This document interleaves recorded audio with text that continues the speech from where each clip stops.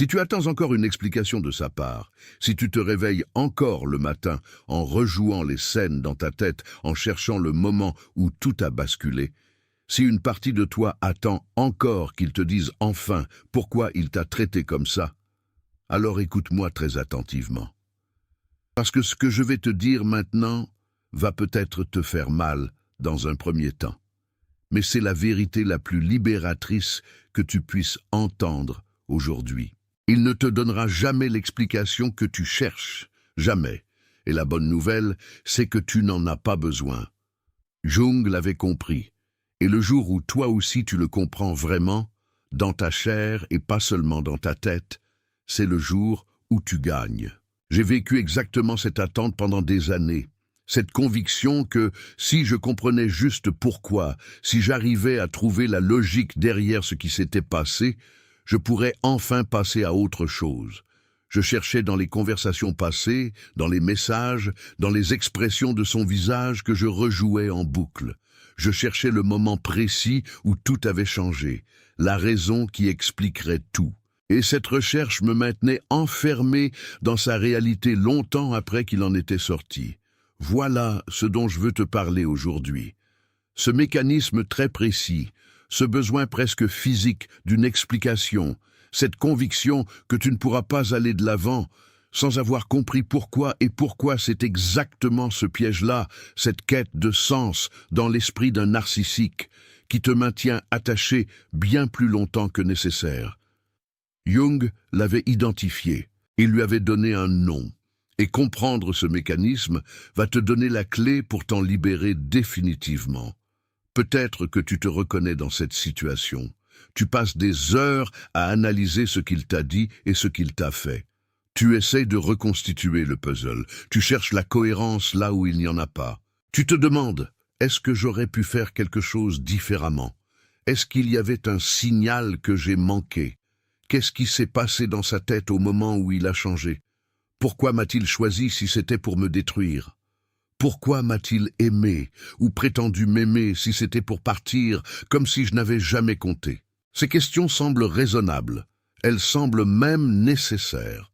Comme si y répondre était une condition préalable à la guérison. Comme si tu ne pouvais pas vraiment tourner la page tant que cette page n'est pas comprise jusqu'au bout. Mais voici ce que tu ne sais peut-être pas encore. Et retiens bien ce que je vais dire parce que c'est la clé de tout. Ces questions ont une réponse, mais cette réponse ne viendra jamais de lui. Jung a écrit quelque chose d'essentiel sur la nature de la psyché humaine et sur notre besoin de sens. Il a observé que l'être humain est fondamentalement un animal chercheur de sens. Face à une expérience douloureuse, notre psyché fait automatiquement ce que Jung appelait le travail de symbolisation.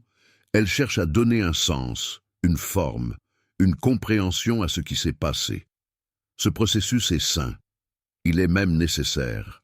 Le problème, dans une relation narcissique, c'est que tu orientes ce processus vers la mauvaise direction. Tu cherches le sens dans l'esprit du narcissique. Tu cherches la logique dans une psychologie qui n'obéit pas à la logique que tu connais. Tu cherches la cohérence dans un comportement qui est structurellement incohérent. Et cette recherche est non seulement vaine, elle est activement nuisible à ta guérison. Voici pourquoi. Et c'est là que le mécanisme devient vraiment intéressant à comprendre. Le narcissique n'a pas de réponse à te donner. Pas parce qu'il te cache quelque chose, pas parce qu'il refuse d'être honnête, mais parce qu'au niveau le plus profond de sa psychologie, il ne sait pas lui-même pourquoi il a fait ce qu'il a fait. La conscience de soi nécessaire pour répondre à cette question, la capacité à se regarder en face avec honnêteté et à nommer ses propres motivations et ses propres mécanismes, cette conscience lui est fondamentalement inaccessible. Jung l'a documenté. Le narcissique vit dans un état d'inconscience de soi qui est constitutif de sa pathologie. Et voilà la révélation qui va tout changer. Mais d'abord, laisse-moi te poser une question que je veux que tu gardes en tête jusqu'à la fin de cette vidéo. Qu'est-ce que tu ferais différemment dans ta vie si tu savais avec certitude que cette réponse n'arrivera jamais? Parce que la réponse à cette question, c'est le début de ta vraie liberté. Du calme, parce que ce que je vais te révéler sur le mécanisme de la recherche d'explication va peut-être ébranler quelque chose de profond en toi. Mais c'est la vérité dont tu as besoin.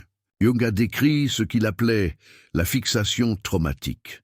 Quand une personne vit une expérience émotionnellement bouleversante, une trahison, une manipulation prolongée, une dévaluation systématique, la psyché peut se fixer sur cet événement de façon obsessionnelle.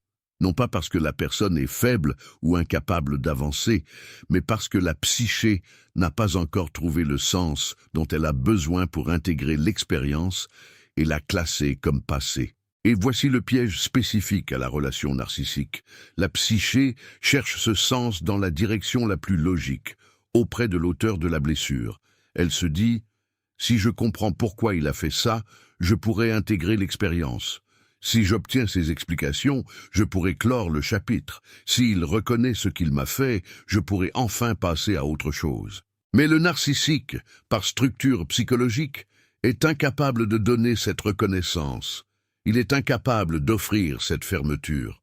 Non pas parce qu'il ne le veut pas forcément, mais parce que reconnaître ce qu'il a fait demanderait une conscience de soi qu'il ne possède pas, et de confronter une honte qu'il a passé toute sa vie à fuir. Alors il ne le fera jamais.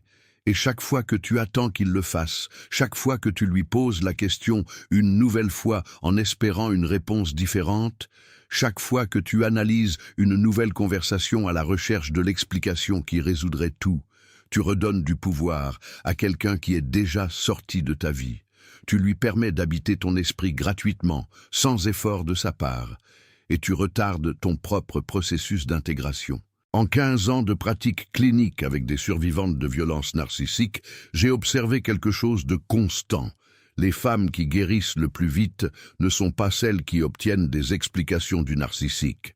Ce sont celles qui acceptent le plus tôt que ces explications n'arriveront pas, et qui décident de construire leur compréhension sans lui. Mais il y a quelque chose de plus pervers encore dans ce mécanisme que je dois te décrire. Parce que le narcissique ne laisse pas ce vide d'explication par accident. Cette ambiguïté est souvent stratégique, même si elle n'est pas nécessairement consciente de sa part. Le narcissique a appris très tôt dans sa vie que l'ambiguïté est un outil de contrôle. Quand tu ne sais pas ce qu'il pense vraiment, quand ses actions et ses mots se contredisent constamment, quand tu n'arrivais pas à obtenir une explication cohérente, ton esprit reste actif, en alerte, cherchant à résoudre le puzzle. Et tant que ton esprit est occupé à résoudre ce puzzle, tu n'es pas en train de te concentrer sur toi-même. Tu n'es pas en train de te demander si cette relation te convient. Tu n'es pas en train de poser des limites. Tu n'es pas en train de partir. Jung avait une façon d'appeler ça. Il décrivait certains comportements relationnels comme des techniques de maintien en suspension. Des comportements qui gardent l'autre dans un état d'incertitude permanente parce que l'incertitude génère une attention constante. Et l'attention constante est exactement ce que le narcissique cherche. La promesse implicite de l'explication, ce un jour je te dirai pourquoi, ce un jour tu comprendras. Ce a sous-entendu que si tu avais accès à ses véritables pensées, tout s'éclaircirait et l'amour qu'il prétend avoir eu serait enfin prouvé. Cette promesse implicite est l'un des outils de retention les plus efficaces de la relation narcissique. Elle te maintient en orbite autour de lui, à distance calculée, ni assez proche pour être vraiment avec lui, ni assez loin pour être vraiment sans lui. Et maintenant, j'ai besoin de te dire quelque chose que tu n'as peut-être jamais entendu aussi clairement, quelque chose qui va peut-être te mettre en colère dans un premier temps. Mais c'est la vérité la plus libératrice de toute cette vidéo. Tu as déjà toutes les réponses dont tu as besoin. Laisse-moi t'expliquer ce que je veux dire par là, parce que c'est la partie où tout s'inverse. La vérité est exactement l'inverse de ce que ta psyché te dit en ce moment. Tu penses que tu as besoin de ces explications pour comprendre ce qui s'est passé. Mais regardons ce que tu sais déjà. Tu sais qu'il t'a manipulé. Tu sais qu'il t'a fait douter de ta propre réalité. Tu sais qu'il t'a donné et retiré de l'amour de façon cyclique et prévisible pour te maintenir dans un état de dépendance. Tu sais qu'il t'a critiqué, diminué, rendu invisible progressivement. Tu sais qu'il n'assumait jamais la responsabilité de ses actions. Tu sais qu'à chaque fois que tu lui demandais une explication, tu obtenais une esquive, une contre-attaque ou une nouvelle manipulation. Ça, tu le sais. Tu l'as vécu. Et ça dit tout ce que tu as besoin de savoir sur ce qui s'est passé. La seule explication que tu ne peux pas obtenir de lui, c'est le pourquoi profond, le pourquoi qui remonte à ses blessures d'enfance, à sa structure psychologique, à sa façon de vivre la relation aux autres. Mais cette explication, même si tu l'obtenais, ne changerait rien à ce que tu as vécu. Elle ne diminuerait pas la réalité de ta douleur, elle ne justifierait pas son comportement. Et elle ne t'aiderait pas à aller de l'avant de façon significativement différente de ce que tu peux faire sans elle. Il y a un autre aspect de cette dynamique que je dois absolument nommer avant d'aller plus loin. Parce que beaucoup de femmes dans cette situation font quelque chose de très compréhensible, mais qui aggrave la fixation au lieu de l'alléger. Elles cherchent les explications non seulement auprès de lui directement, mais aussi dans les conversations avec ses proches, dans ses réseaux sociaux, dans les témoignages d'autres personnes qui le connaissent. Elle cherche des morceaux du puzzle partout, dans ce que son meilleur ami a dit, dans ce qu'une ex a écrit en ligne, dans ce que ses parents pensent de lui. Et je comprends parfaitement pourquoi. Quand une source est fermée, on cherche l'information ailleurs. C'est logique, c'est humain. Mais voici ce qui se passe dans cette recherche indirecte. Chaque nouveau fragment d'information ne résout pas le puzzle. Il l'agrandit. Chaque réponse partielle génère 3 nouvelles questions, et l'esprit, au lieu de se rapprocher de la fermeture, s'éloigne encore davantage. Jung avait observé que la psyché humaine, face à une question sans réponse, a tendance à construire des réponses provisoires, des hypothèses, des scénarios. Et plus elle cherche à les vérifier, plus elle s'investit dans sa propre construction. On finit par enquêter non plus sur lui tel qu'il est, mais sur lui tel qu'on l'a construit dans notre propre tête. Et le lui de notre tête est souvent bien plus compliqué, bien plus mystérieux, bien plus chargé de signification que le vrai lui, qui est probablement, en réalité, beaucoup plus banal dans sa pathologie qu'on ne le pense. Ce que tu cherches dans ces explications, Jung l'a nommé avec précision. Ce n'est pas vraiment une explication que tu cherches, c'est une reconnaissance. Tu veux qu'il dise « j'ai fait ça, je t'ai fait du mal, tu n'as pas mérité ça, ce que j'ai fait était mal ». Et cette reconnaissance, elle est légitime. Tu as le droit d'en avoir besoin. Ce qui s'est passé mérite d'être reconnu. Mais voici ce que très peu de gens dans ta vie oseront te dire directement. Le fait que quelque chose mérite d'être reconnu ne signifie pas que la personne qui devrait le reconnaître en sera jamais capable. Ces deux vérités peuvent coexister. Ce que tu as vécu mérite une reconnaissance totale. E.T., tu ne l'obtiendras jamais de lui. Les deux sont vrais en même temps. Et tenir ces deux vérités simultanément, sans que l'une efface l'autre, c'est l'un des exercices psychologiques les plus difficiles et les plus libérateurs de tout ce processus. Jung parlait de la capacité à tenir l'attention des opposés comme d'une compétence centrale dans la maturité psychologique. Vivre avec l'inconfort de deux réalités contradictoires, sans chercher à en effacer une pour simplifier l'équation. Sans te dire qu'au fond, peut-être ce n'était pas si grave pour réduire le besoin de reconnaissance, et sans te dire qu'au fond, il finira peut-être par le reconnaître un jour pour maintenir l'espoir d'une fermeture externe. Les deux vérités. Ce que tu as vécu était réel et grave, et mérite reconnaissance, et cette reconnaissance ne viendra pas de lui.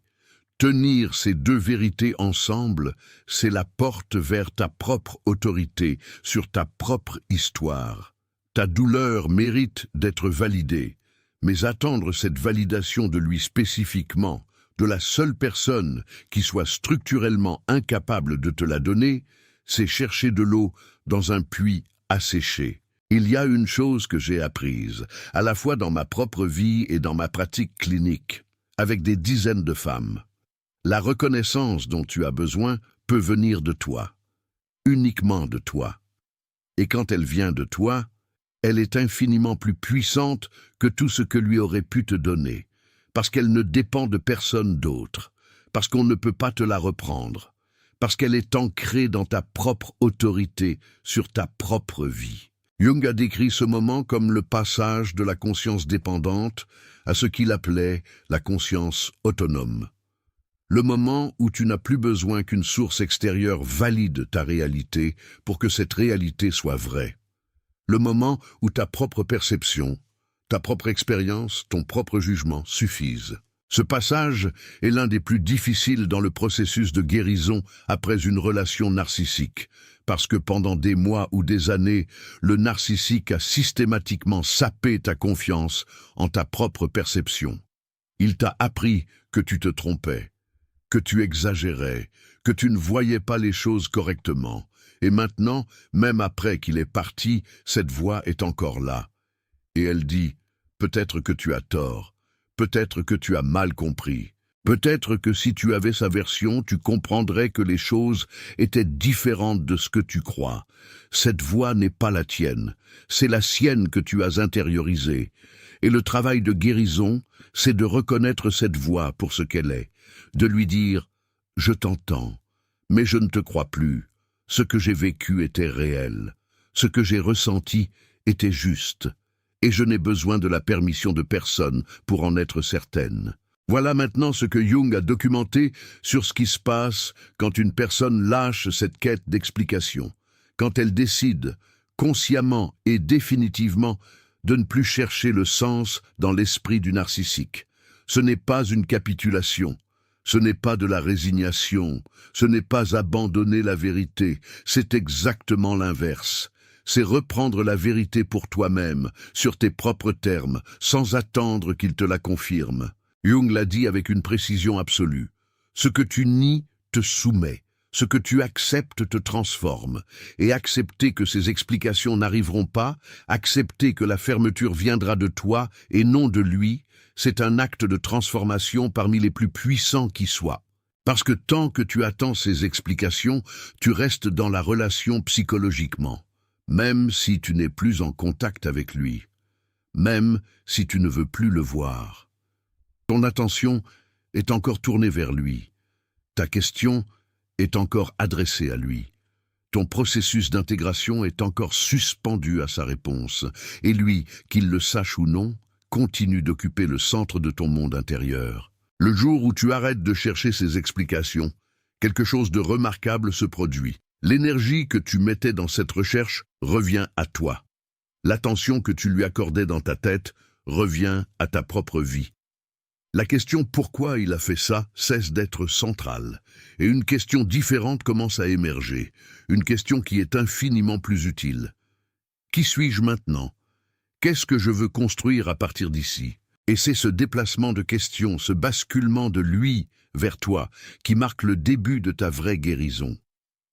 Avant de te parler de ce moment de bascule, je dois aborder quelque chose que beaucoup de femmes vivent et qui complique encore davantage le lâcher-prise des explications. Il arrive souvent que le narcissique, sentant que tu t'éloignes, que tu commences à construire ta propre fermeture, revienne précisément à ce moment avec des fragments d'explication. Pas une explication complète, jamais complète, mais suffisamment pour rallumer ta curiosité, suffisamment pour te faire croire que cette fois, il va vraiment dire quelque chose de vrai. Un message qui dit « Je réalise que je t'ai fait du mal ». Une conversation où il semble enfin prêt à expliquer, un moment de vulnérabilité apparente qui ressemble à ce que tu attendais.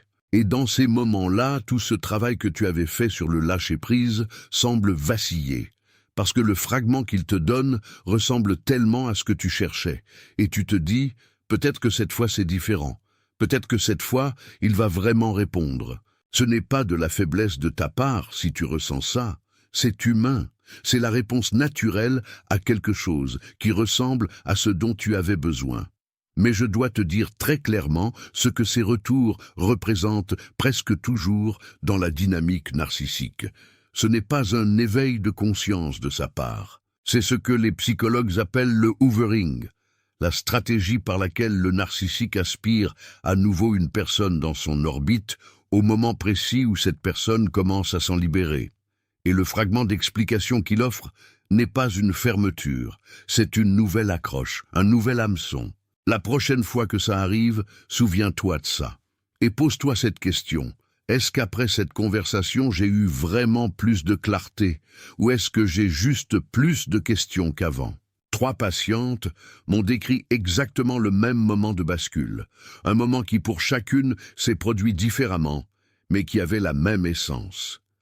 Un matin, sans prévenir, elles ont réalisé qu'elles n'avaient pas pensé à la question du pourquoi depuis plusieurs jours, et que dans cet espace libéré, quelque chose de nouveau avait commencé à germer.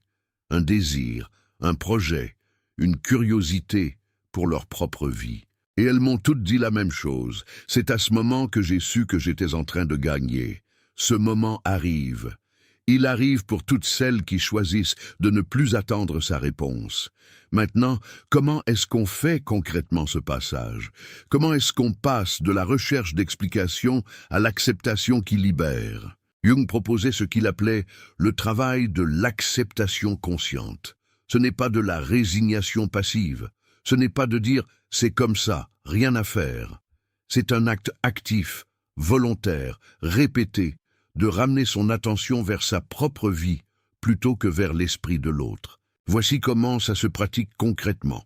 La prochaine fois que tu te surprends à chercher le pourquoi, à rejouer une scène, à analyser un comportement de sa part en espérant y trouver un sens qui n'y est pas, fais une chose très précise. Pose-toi cette question. Est-ce que cette réflexion m'aide à aller de l'avant ou est-ce qu'elle me maintient là où j'étais? Est-ce que cette analyse me donne quelque chose de nouveau ou est-ce que je rejoue le même film pour la 100e fois? Si la réponse est qu'elle te maintient sur place, alors tu as le droit, dès maintenant, de la laisser partir. Non pas en la réprimant, non pas en te forçant à ne pas y penser, mais en la reconnaissant, oui, j'ai encore cherché la réponse. Et puis en reportant délibérément ton attention vers quelque chose de présent dans ta vie, quelque chose de réel, de tangible, d'ici et maintenant.